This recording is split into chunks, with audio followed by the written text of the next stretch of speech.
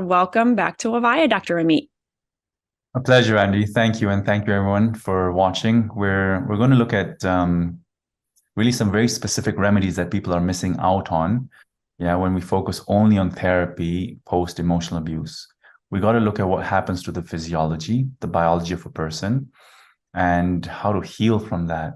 And we'll talk about adrenal fatigue, anxiety, and depression, and the beautiful remedies you can do to really recover fully in conjunction with therapy. Mm-hmm. Awesome. Well, we look forward to that. And to start us off, I'm curious if you could just share a little bit about emotional abuse, maybe like why is it so impactful for people? Why does it tend to obviously impact our emotions, our mind, body, spirit, and maybe some examples that you could share? Okay. So emotional abuse happens at multiple levels by those who you're close with in your own family, or if you get into a relationship, and obviously by teachers and people a bit external from our bubble. And emotional abuse, when it happens in the family, especially by your parents, it's one of the most difficult things to recover from in a way because we internalize what our parents do to us. So it's kind of like they are reality, they are our source of love and our survival. So a couple of things is like we often go into, gosh, it's my fault. I'm the problem. There's something wrong with me. One. Number two, if you're surviving off your parents, right? Your life depends on it, especially as a little child. When they abuse you, it's like biologically speaking, it's hard to be aggressive against them because they're the source of life. Yeah. So we swallow a lot of abuse in order to survive because aggressive would mean losing the caregiver. And that would mean, in a primitive sense, death in a way, right? Or non-survival. And so that swallowing action, those going into agreements, yeah, is how do I say, going into agreements at a young age kind of programs our physiology. And that's why I want to cover some beautiful homeopathic remedies as well that go beyond therapy, go beyond counseling to really push away this abuse out of our systems and also heal your physiology. So when your physiology heals, of course, your mind becomes more stable and you recover faster from emotional abuse. So those are my thoughts on emotional abuse and the different kinds and why. Also, let me add one more thing, actually. Emotional abuse often happens by people we're close with, right? And so there's already a relationship of love or dependency. And now, when they start abusing us, it's not that easy to walk away because it could mean losing love and a sense of belonging as well. And I'll talk about how we get into abusive relationships when we talk about family constellations therapy, because we all need to belong. Yeah, it's a sense of safety, a sense of community. And so we put up with the emotional abuse or we go into coping mechanisms. And those coping mechanisms stress us out. They burn out our adrenal glands, which we're going to talk about just now. And when we go into adrenal fatigue and adrenal burnout, it messes up our brain chemicals, leading to anxiety and depression, suicidal thoughts, OCD, etc., post-abuse. Yeah. So it's important to distinguish between dependency, receiving abuse, going into agreements, as well as learning about healthy boundaries we can have and finding safety to leave emotional abuse and give back what belongs to the other people. And I'll talk about that in family constellations as well. Wonderful. Well, thank you for giving us a little overview just of emotional abuse. It's like this term that I know is we say a lot, but it's always interesting to actually like dive into what is it and how is it that it impacts us on so many levels. So let's start off with homeopathy. Why is homeopathy so important for those who have had emotional abuse? Okay, first of all, homeopathy is this beautiful energetic medicine, right? It's usually taken as a pill or as liquids. And homeopathy, because it's energetic in nature, it basically can touch upon our emotions at an energetic level, right? So when you go for therapy, you talk about one subject at a time, one trauma at a time, or one belief system at a time. So you go layer by layer, yeah, in good therapy, of course. Now, in homeopathy, we look at the entire picture of a person, yeah? I look at the kind of abuse you've gone through. Is it sexual? Is it emotional? Is it neglect? Is it abandonment? Right? Is it blame? What's that word called when you really put down? Like belittle or berate. Exactly. I look at the kind of abuse. Yeah. So in my online course, I covered the types of remedies for specific kinds of abuse. And then we combine that, of course, with what's your behavior in the present moment as a result of the abuse. Right. So some people after abuse, they'll become more withdrawn. Some people will be very anxious. Some people will lose confidence. Some people will have a lot of guilt and blame themselves. Right? So in the online course, I cover remedies like Ignatia, for example, is great when you have this sense of anxiety, uncertainty, like sense of unsafety as well, a lump in your throat, tearfulness, right? Arsenicum album is a great remedy as well for people who feel anxious all the time, worried about their health, paranoid about their health, fear of death, maybe fear of something bad happening to their loved ones. Yeah. And why homeopathy is also great is often people going through emotional abuse don't realize that they were going through abuse, right? It's part of the relationship. And they feel, oh, it's my fault. Or, the person's not being abusive. I just got to work harder. Or I'm not allowed to have anger towards my father or my mother. Yeah, I should be grateful for these people being in my life because they're loving me. There's different flavors. And so in the course, I covered the remedies that cover these ways of thinking, basically. Right? So homeopathy will look at, are you thinking in a certain way? And then if you're aware that, you were neglected, abandoned, etc., we kind of combine the remedies that are there for example, abandonment. There's maybe 20 remedies. Then we look at your particular symptoms. Maybe there's 20 remedies if you have, for example, a sense of withdrawal and guilt and paranoid thoughts, yeah, and want to be left alone. Maybe there's 5 or 10 remedies for that kind of mental picture. And so what I'll do is I'll look at what's common in your mental picture and the remedies specific for your kinds of abuse, right? And then I'll find the ones that are common from both lists. The ones that are common are most suited for you. Now, you might have gone through multiple abuses, so we can look at each abuse and see the response and give different remedies for different kinds of abuses. So we peel layer by layer. And why homeopathy is so effective is it goes super deep. Yeah, it makes counseling go much faster because it's encompassing your entire picture. So the remedy has the ability to just disentangle lots of negative thought forms, lots of physiological trauma, and also helps you heal physically at a physical level. Mm-hmm. And is there like a time frame that typically people are taking these remedies when they're doing this work? Depends on the trauma, depends on how long they've been in trauma for, depends on also if they're still going through the trauma. Generally, I like to say about 3 months.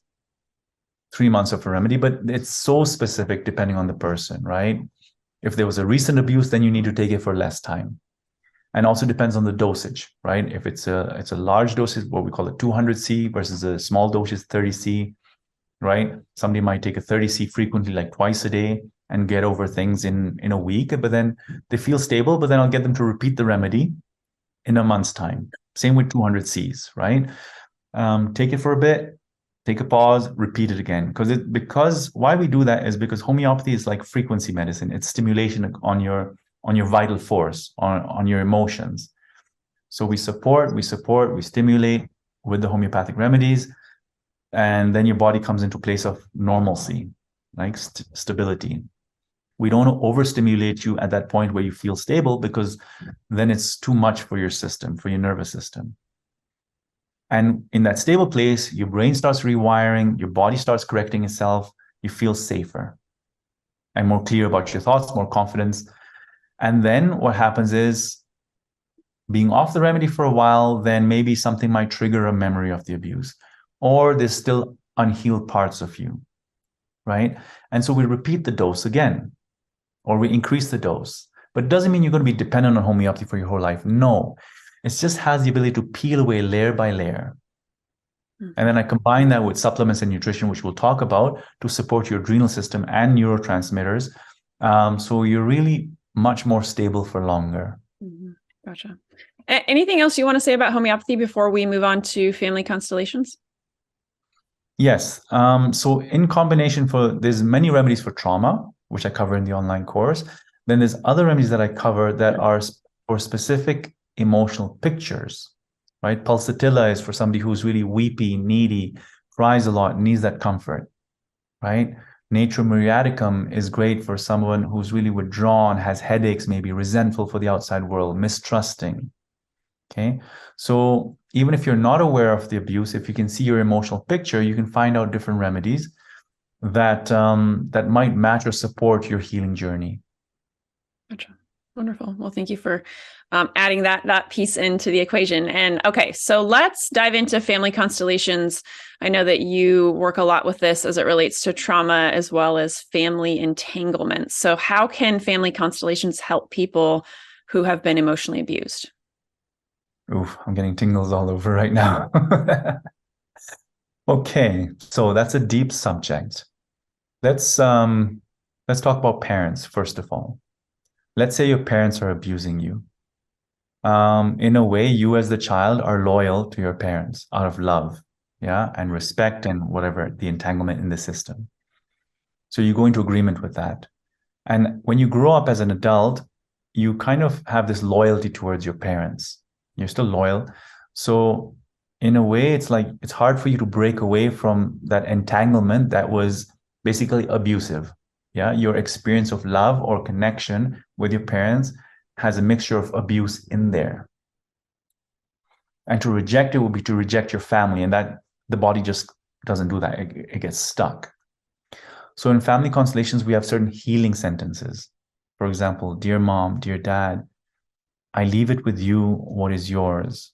You know, please bless me as I leave this with you. I see you tried your best or you couldn't do better, or I see, I don't know, your father was missing. You know, a lot of abusive parents have issues from their ancestry. So we have specific healing sentences. And a healing sentence could be, yeah, so please bless me as, you know, I leave this with you, and I leave this with you and granddad, and please forgive me, or please look at me with love as I receive what was good from you, as I take in what I could receive. Yeah, you feel it, what I could receive, or for what you could give me, I thank you, and I leave the rest behind. I know it sound very mundane sentences, but when you really say them in the right context, your physiology will start shifting and you get so much clarity about what is yours, your responsibility, and what belongs to your parents. Yeah. And I honor you as you're still my father, you're still my mom, you know, I'm still your daughter. Yeah. And but this is yours. This belongs to you.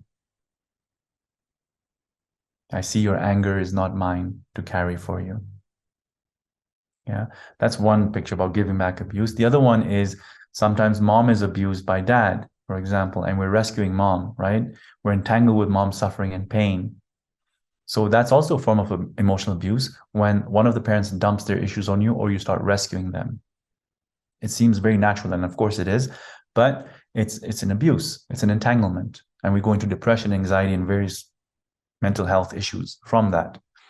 So a healing sentence in family constellations, we look at these entanglements very clearly. So a healing sentence could be, please, mom, forgive me. I cannot carry this for you anymore, you know, and please forgive me if I look at dad as a parent as well. I was loyal to you out of love, you know, and I neglected dad. I didn't want to look at him because of my love for you.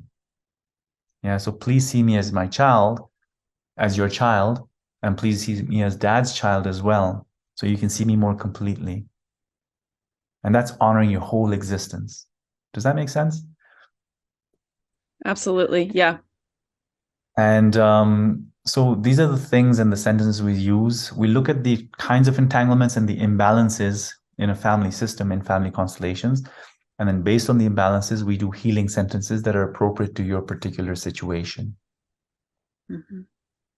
Yeah, that last one definitely resonated because it reminded me a lot of my own childhood. And while my parents weren't, my dad wasn't like physically abusive or anything, there was definitely a lot of, I would say, emotional and verbal abuse between my parents, not towards me from my father. But I remember when they got divorced when I was 9, I definitely like sided with my mom and in that way. So there was that entanglement that I didn't untangle that and really start considering my relationship with my dad in a new way until I was probably 30. And at that point he had already died. So it was a very, interesting journey to realize that, to recognize that entanglement and be like, oh wait, that wasn't actually how I felt about him. It was, it was how my mom felt about him. Yeah. Yes. But Yeah. then Yeah. we can go into the esoteric and then work on it in a different way. So Yes, yes. No, thank you for sharing that. I picked that up from the field. And that's the beauty of family constellations, is that I pick up what's in the field of the person. So talking to you, that information came through, right? If it was a different person, I would use different examples. So I want to apologize, first of all, for picking up your information, and thank you at the same time for being clear about your journey. Always willing to share. Yeah, no, I love that. I love it when that comes out and I can share something about my experience, and hopefully, obviously, people watching or listening can tap into their own experience as well. So thank you for sharing about that. Anything else around family constellations you want to share before we move on to that adrenal side of the equation? Yeah, it's coming to me, but I don't know. As a child, you carry a lot of burdens for your parents out of loyalty, unknowingly. Whether it's your mother's grandfather's pain or your mom's abandonment by her grandfather, you will pick it up. I promise you. You might not know it. And so in constellations, we look at these things that you're not aware of. And that's the beauty of constellations, is because when you heal these entanglements with the family, you have a less of a likelihood of going into an abusive relationship. We often attract people who kind of match or resonate in what is unhealed within us or in our family system. So I'd highly encourage people to really go to family constellations and look at these gaps or unseen, I don't know what to call them, ancestral traumas. Yeah. And I have a small video on my website about this as well, on how to give back, how to let go. Yeah. So that you can be more clear and get into a healthier relationship the next time around. Wonderful. Thank you. Thank you for sharing about that. And all right, so let's move on to common things that happen after emotional abuse, right? A lot of times people experience anxiety, depression, maybe burnout, as well as adrenal fatigue. So first off, why are these so common after emotional abuse? Good question, Andy. So what happens is basically we go into a fight or flight response when we're being abused, number one. And a fight or flight response basically means your body produces adrenaline, cortisol, and all these other neurotransmitters and hormones. And now when the abuse is constant or unhealed, your body's constantly in fight or flight. And then when you're stressed in life, whether it's work, finances, relationships, whatever, traffic as well, late nights, your body goes more into fight or flight. And those old wounds from childhood that are not healed, and that's why I love homeopathy for healing childhood wounds, those are also re-triggered. Okay. And when they're re-triggered, basically your adrenal glands are overworking. All your cells that produce cortisol are overworking. So you go into what we call adrenal fatigue or adrenal burnout. And when that happens, your cortisol levels become imbalanced. And when your cortisol levels are imbalanced, your brain chemicals such as serotonin, dopamine, GABA, melatonin, all these start dropping. These are your feel-good brain chemicals. So naturally, you will start getting symptoms of anxiety, depression, OCD, suicidal thoughts, low self-esteem thoughts. Yeah, low self-esteem thoughts are not only from experiences, but also from low serotonin. So in the course, I cover some amino acids and supplements you can take for balancing these brain chemicals and, of course, supporting your adrenal glands. Yeah. So the other important thing, I'll cover these herbs just now, but what I want to remind people about is there's two things happening here when you're abused, yeah, or you've gone through emotional abuse. One is the childhood trauma that's stuck in your nervous system, yeah, and in your physiology as well, because the body keeps the score, as people know. And the other thing is we're faced with other adulthood stresses. And the more traumas, unhealed traumas you have from childhood, the louder these modern day stressors feel for your nervous system, because you're very vulnerable and unsupported at that childhood place. So you're going to burn out much faster if you have a lot of unhealed wounds. So it's important to do like somatic therapies like Gestalt, somatic experiencing. These are the ones I practice, but there's many others out there, of course. Body therapies to really shed the trauma out of your system, your nervous system, and add the homeopathy. The homeopathy, as well as things like rescue remedy or Bach flower remedies, which I also cover in the course, to really support your nervous system in really releasing that physiological effect of the trauma, not only the mental effect.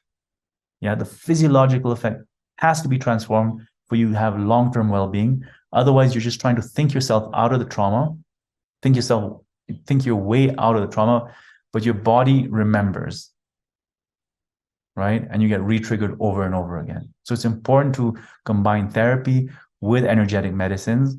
And then, of course, if you're burnt out, what we do is we support your adrenal system. And I use herbs like ashwagandha or rhodiola. I acids like 5-HTP or GABA for anxiety. Yeah, these are all covered. There's a questionnaire you can fill out where you can go through symptoms and figure out what neurotransmitters you might be low in. Mm-hmm. And then what about diet? Like how can people be supported, their adrenals, as well as anxiety, depression, and everything that comes after that emotional abuse, with their diet? Okay, lovely question. Okay, this is going to be fun. So, why is diet related to emotional abuse and anxiety and depression, right? But people might think, wow, that's so disjointed. But remember, you have a stomach, you have intestines, which are like a nice tube, a nice lining kept healthy by good bacteria and good food. Over time, with antibiotic use, a poor diet, yeah, chemicals, drugs, etc., the good bacteria get killed off and the lining gets damaged. When the lining gets damaged, we get holes in there. It's known as leaky gut syndrome. And with that, toxins go into the bloodstream and cause inflammation all over your body. That inflammation triggers a cortisol response and also causes, which we see the cortisol imbalance causes a neurotransmitter or brain chemical imbalance, right? And it also creates other hormonal imbalances as well. And that inflammation goes to the liver. And the liver now is your master organ. It controls hormones, it controls amino acid production. It's very important for neurotransmitters, B vitamin synthesis or metabolism. And the B vitamins are also very important for your brain chemicals. So if the liver becomes stagnant, one is all your hormones and B vitamins and brain chemicals are not made as well. Number two, the liver produces less bile. So there's less bile going into your gut. So you have a worsening of digestion, more gas, bloating, constipation, right? And also what happens is the good bacteria in your gut, they produce a lot of serotonin and GABA. They don't flourish as well with poor bile flow. So you'll make less brain chemicals. So you'll feel more anxious, more depressed, less confidence based on your physiology as well. And your liver is the master control of hormones. So if your liver is stagnant, then usually what happens is progesterone goes low, for example. If progesterone is low, then GABA doesn't work so well in your brain. And GABA is the anti-anxiety neurotransmitter that we have, right? So people are just taking GABA and other supplements to balance anxiety, but it could be due to liver stagnation. Okay, I hope you follow me. And so there's beautiful remedies in the course I cover is how to heal your liver as well and detoxify your liver so that your hormones come more into balance. And when progesterone is more into balance, then GABA works better in your brain, meaning less anxiety. Yeah, and better sleep as well, because GABA also helps with sleep. Okay, and so if you have an unhealthy physiology, because you have an imbalance of neurotransmitters, all those wounds, those childhood wounds and feelings and fears, they get triggered as well. And so when you have a stable physiology by healing your gut, so taking probiotics, certain amino acids, vitamin D, and healing your liver as well with the herbs and the like milk thistle, dandelion. I cover all this in the course, yeah? So if you're getting lost, it's all there on the website. Healing the gut, probiotics, vitamin D, healing the liver, and then supporting the adrenal glands. Yeah, you got to first detoxify and heal your inflammation before putting these herbs for your adrenal glands. then your neurotransmitters come more into balance, your adrenal glands, your energy levels, you'll just feel more stable. It's easier for you to go through therapy then. You'll actually process therapy much better, because what happens is when you reduce inflammation in your brain and your body, how do I say this? If you have too much inflammation and too much toxicity, your brain doesn't rewire itself too well, even if you go for therapy. But if you clean your body up, stabilize your cortisol levels, and reduce inflammation and toxicity, then your brain can rewire itself. So you can form new memories, new experiences, and handle therapy much better. Mm. Thank you so much for going into that. I think we come full circle in touching on, right, that whole mind-body connection as it relates to this. And so, okay, let's talk about how people can learn about your course as well as other resources that you have on your site. We've got a couple of buttons below. Okay, so there's free videos on how to heal your gut, and there's a beautiful emotional healing exercise, detoxing your liver, supporting your adrenals. And there's also a free video on family constellations there. There's an ebook, there's free videos, then there's a full online course that goes into my specific remedies for homeopathy for anxiety, depression, and trauma, like we talked about today. Homeopathic liver detox remedies as well, very important than just using herbs alone. There's emotional healing exercises you can do as well to help release trauma. Adrenal supporting herbs, amino acids for your brain chemicals. There's tons of stuff in there. Awesome. Thank you so much for all of those great resources, and everyone watching. Again, links are below. You can head over to Dr. Ameet's site and check that out. I know you know what I'm about to ask you. Do you have any last insights before we wrap up? You mind if I just channel it for one second? Take your time. So I want to say, take care of yourselves, those who are listening. Yeah, don't be afraid of feeling the guilt that comes with self-care, because that guilt needs to be examined where it's coming from. Is it coming from society, a should that you have swallowed from one of your parents or an abusive partner, person?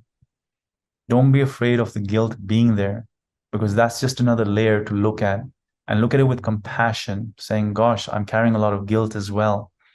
Who has done this from you? Where does it come from?